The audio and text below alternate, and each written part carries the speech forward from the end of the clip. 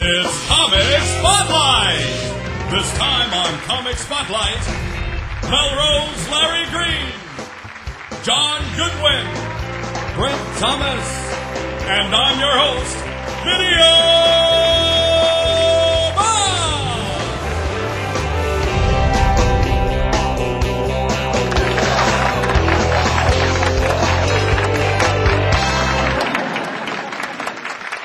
I want to bring up an extremely special guest. I've known this guy for a long time, seriously. And he's appeared hundreds of times on the Howard Stern show. Y'all listen to Howard Stern? And he's also traveled the country doing comedy.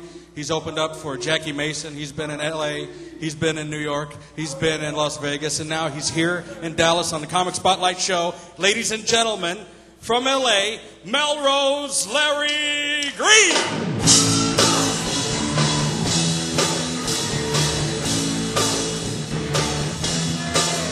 Hello, hello, oh, where you gonna go? Put your hands together. I said, hello, hello, hey. Oh, hey. Oh, tonight, it's in LA again. Again, Jamaica. Put your hands together again. Oh, baba booey, baba booey, baba booey. Hello, hello, hey. Everybody! By the way, I just flew in here on the Jewish Italian airline. You might have heard about it. It's called Vel'Altelia. I had a great flight. The pilot got on board. He said, "Welcome aboard flight 498, marked down from 598." Yeah. So look. So then anybody ever been to Vegas? Anybody been to Vegas? Yeah. Well, I was at a whorehouse in Vegas called the Bunny Ranch. Where my friend Kendra Jade works. So I'm over there, and it's like no whores left. The luck of Melrose Larry Green. The only whore left is like Becky. She was like old enough to be a great-grandmother, like 90 years old, all right? Her name was Sexy Sadie. But the madam says, don't worry, Melrose Larry Green. She may be a little bit of winter in the hair, but she's got summer in her heart, right? Winter in her hair, but summer in her heart. So I'm banging her, like 3-4 hours. Nothing happens. Zero. I finally said to her, look, Sexy Sadie, you may have winter in your hair and summer in your heart. But if you don't get some spring in your ass, we'll be here till fall. I love it. So a guy says to me, Melrose, I got to get laid. What do I do? What do I do? So this Italian guy says, I see this Italian guy, I got to get laid. What do I do? He says, here's what you do, Rocco. He says, Melrose, you put a potato down your pants. This is an old Bernie Mac joke, but it's funny, I love Bernie Mac. But at least I say who it's from, right? I put a potato in my pants, right? I walked up to this girl. She all runs away from me, right? I go back. I see Rocco. I say, I put a potato in my pants. The girl ran away from me. I said, what did I do wrong? He said, schmuck, you have to put the potato down the front of your pants. So I'm going to leave you with a great joke, okay? Guy says to his son, I got to get laid. I got to get laid. Please get me laid. Old man, old Jewish guys. I got to get laid. So he said, I got to go find the girl. It's 3 in the morning, Bongo, right? 3 in the morning. So the son says, no. You can't get laid. He comes into the guy's room, the son's room. He says, 3 in the morning. Why can't you get laid? Why can't I get laid? The son says, 3 reasons, Pop. Number 1, 3 in the morning. Number 2, you're 90 years old. And number 3, what you're holding on to is mine, not yours. Thank you very much, folks. I'm Melrose Larry Green. Enjoy the rest of the show. I'll be back. I'll be outside.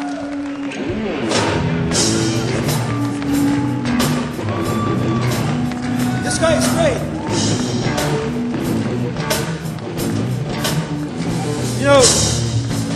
I want to tell you, I know, I'm a little bit older. I'm not ashamed to say it.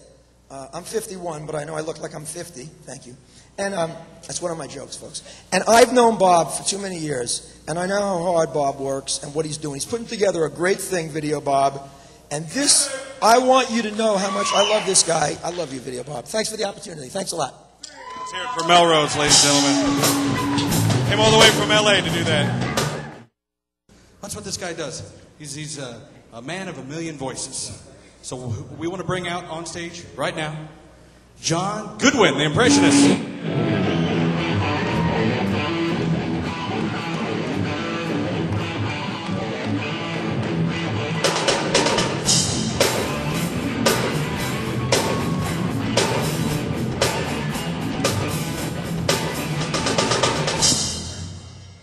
Anyone here from Bangladesh?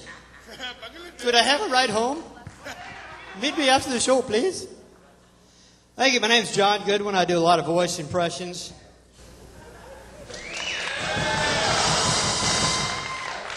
Thank you. Want to do something a little different. Mr. Rogers has retired. So I've got a few people together to do auditions to replace him. First one is Ronald Reagan. Hello, this is Ronald Reagan. Would you like to be my neighbor? I sure hope so, because I could really use some help finding my car keys. Yeah, I've got to get over to my crack dealer's house and back before Nancy gets back from the beauty salon. Yeah, it takes her most of the day, but I've been jonesing since early this morning. Yeah, I became a full-time crackhead when I left the White House. Sure was easier than putting up with Nancy all the time, I tell you. Of course, I had her and everybody else convinced that I've got Alzheimer's. Of course, there are some similarities, you know, between being a crackhead and having Alzheimer's. You know, loss of memory, being spaced out all the time. Of course, there are some advantages to having Alzheimer's.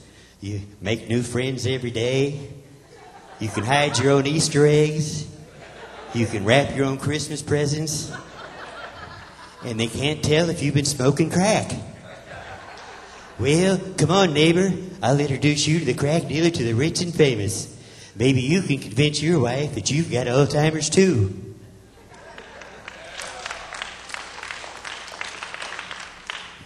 All right, how about Mr. T auditioning to replace him? Would you be my neighbor? Please be my neighbor. Don't make me come over there.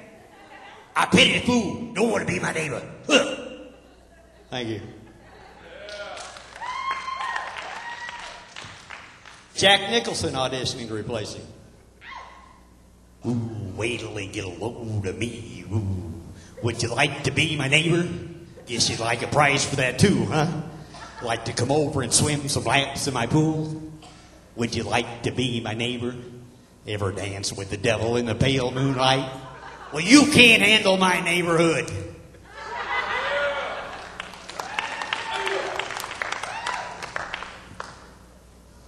Clint Eastwood auditioning to replace him.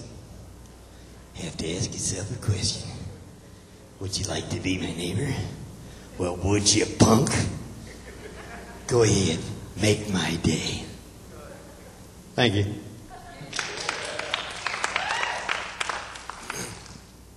One you've been waiting for. Jimmy Carter auditioning to replace Mr. Rogers. Hi, this is Jimmy Carter. Would you like to be my neighbor? Or anybody's neighbor? Are you having trouble getting a house? Well, give us a call at Habitat for Humanity, and we'll come out and build one for you. But if you're moving down the road from us here in Plains, keep in mind that we'll still have a whole barn full of Billy Bill left over. We'll keep plenty of it ice cold.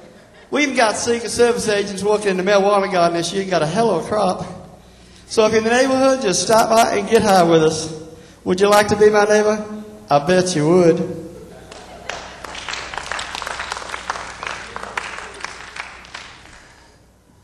Is that light for me? I think it is. All right, I'm about to run out of time here. Let me do just a quick Sean Connery for you. I heard somewhere that a lot of women think that bald-headed men are sexy. So I'm trying this experiment. What do you think? Pretty sexy, huh? Or is it just the gray beard? Remember Medicine Man? I had the cure for cancer and I lost it.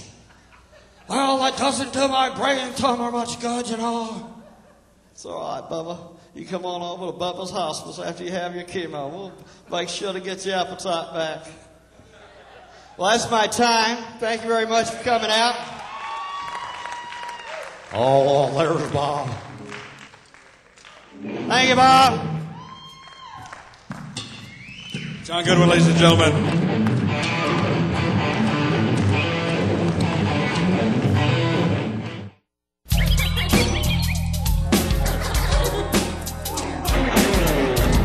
Welcome back to ComiXspotlight TV.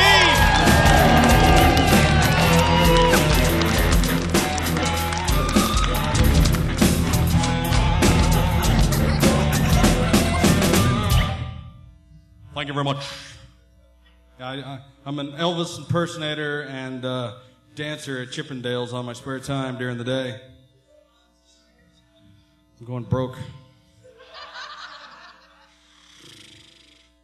Gonna have to get another job working on an intercom. You want fries with that? That's the aspirations of me. That's what you get. It's funny because that's all I'm qualified for. I can either make French fries and roll burritos for a living, or I can do this. I chose this. You know, because what qualifications does it take to... I can be a smart ass at McDonald's. That'll just get you nowhere but your ass beat or fired. Up here, I get to go be on TV. This is great.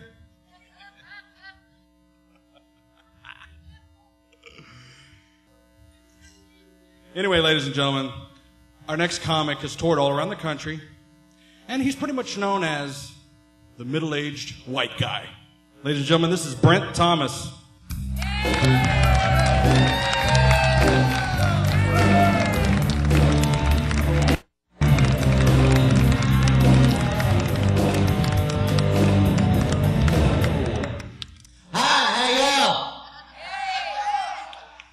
Yeah, I'm from Texas. I'm supposed to sound like an idiot. How about a big round of applause for all the comics you've seen here tonight? Yeah. Thanks for coming out. I lost my mind last year. Got married. Yeah, I finally decided that I don't ever want to make a decision ever again. Because every one I make's wrong. And I know this because she tells me. I love my wife, but she keeps track. She has a book at home. Every time she writes it in the book. The book is this thick. It's full. I have a leaflet. One entry. I was actually right one time. November the 16th, 1997. 2:48 a.m. I was right.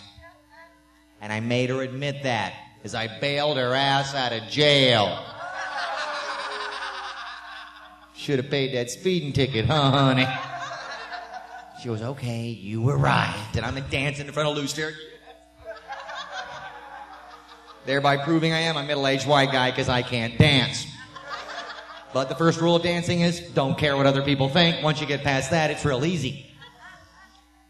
Yeah, so I got married, got a house. Because, you know, she had one. That was a bargain. Got 2 kids. Because, you know, she had them. Yeah.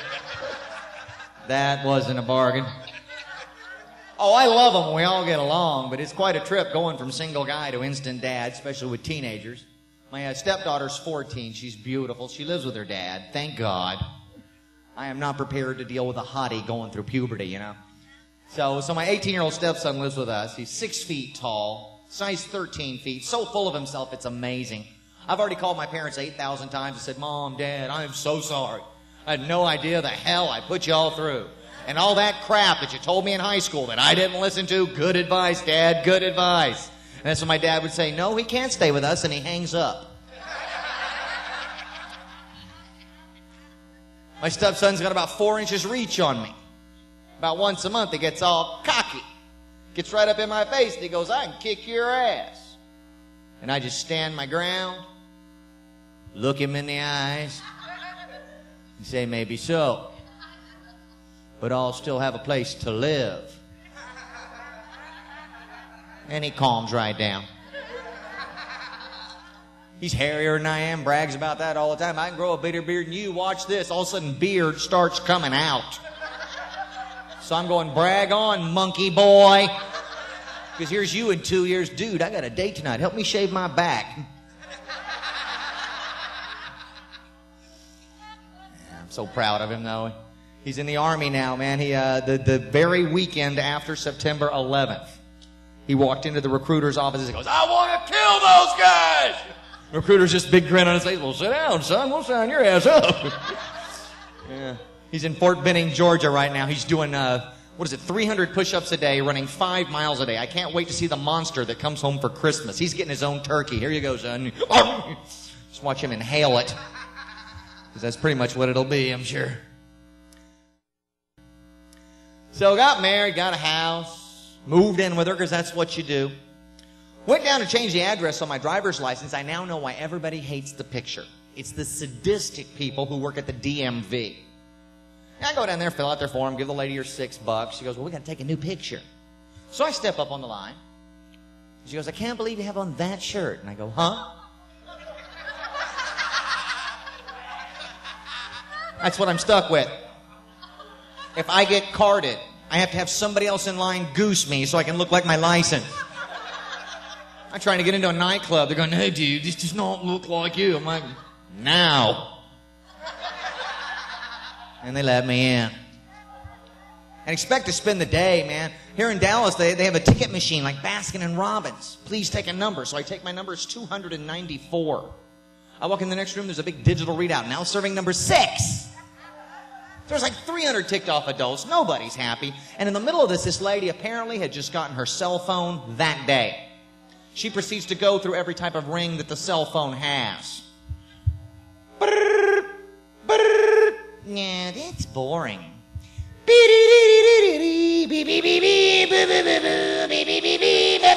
At this point, 50 of us went, look, lady, put her on vibrate and sit on it. So here's this year's license picture. Damn cell phones. I like the convenience, but I miss the good old days. Remember the good old days? Remember when you only had one cell phone? Or actually one phone number. Didn't even have cell phones. Remember that? Back before when everybody had that. You had one phone number and one address. Because I miss that simplicity. It's ridiculous today. I've got a work address. I've got a home address. I got several email addresses. I got a home phone, a work phone, a cell phone, here a phone, there a phone, everywhere another phone. Old MacDonald stayed in touch. Then he blew his cell phone up. Smack! It has just gotten to the point of ridiculous. Nobody needs to be in touch with the rest of the world 24/7. Nobody. There's a reason you come out to the show and you turn off your cell phone so you can escape reality for a couple of hours. And I applaud those of you who did that. But there's always that one guy, Mr. Overachiever, yuppie jerk face. This guy would not turn off his cell phone if his own mom's open heart surgery depended on it. And he doesn't have just one cell phone. That's not enough. No, not for Mr. Techno. He's got 3 different cell phones, 2 digital pagers, and a GPS strapped to his head. I'm flying through the airport in Denver, Colorado. I'm using the bathroom. The guy in the stall next to me takes the call. I'm thinking, who's the lucky lady? Yeah, honey, I'm in Denver. You know. And that's another thing. If I am on the phone and I hear a toilet flush, not only am I hanging up, but I am taking you off of my speed dial, Mom. And thank you for letting me vent. Because I love this job, lets me vent, man. I hate telephone solicitors. Made up a game for them. Make them hang up first. And I'm getting good. Last week I get a call on the cell phone for Mrs. Thomas. My wife is not listed. I hear the word Mrs. I know it's a solicitor. I just play along. Mrs. Thomas? Yeah, she's here, huh? Nope, can't make it to the phone right now. She's buried in the basement. Click. They always hang up right there. And that's been my number one seller. I've had great luck with Buried in the Basement. Several years, number one seller. Then all of a sudden a guy goes, why on earth would you say that? Because I don't want my neighbors to watch me bury her ass in the yard. Click. See, as long as they hang up, you've won. But you run a real challenge, play this game against a solicitor with a script. Because every time you answer a question, there will be a pause while they're looking up your response on the answer sheet. Lady calls me. She's selling portrait sittings for Olin Mills. Go get your pictures taken. Gets to her big closing line. What do you think, sir? Would you like to make an appointment? So I told her, ma'am, I'm blind.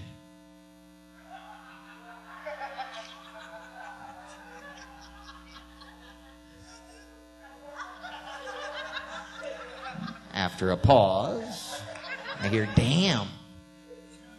Then I hear pages flipping. She didn't have blind in her book. Yeah, she was good at sales, man. She came right back at me. They make great gifts. So, you know, you're right. Picture does make a nice gift and all, but how do I know that it's actually a picture of me? Click. Made a decision last summer. I decided to start celebrating Father's Day because I figure every time Father's Day comes around and I'm not actually a father, good reason to celebrate. I'm a stepdad, man. That's all I need. I don't have to have one of my own. You know, matter of fact, you know, my 18-year-old stepson, he lived in our house for 14 months and moved out. 14 months of smartass, and he's done. I think I've got this parenting thing down. So, my name is Brent Thomas. Thank you very much.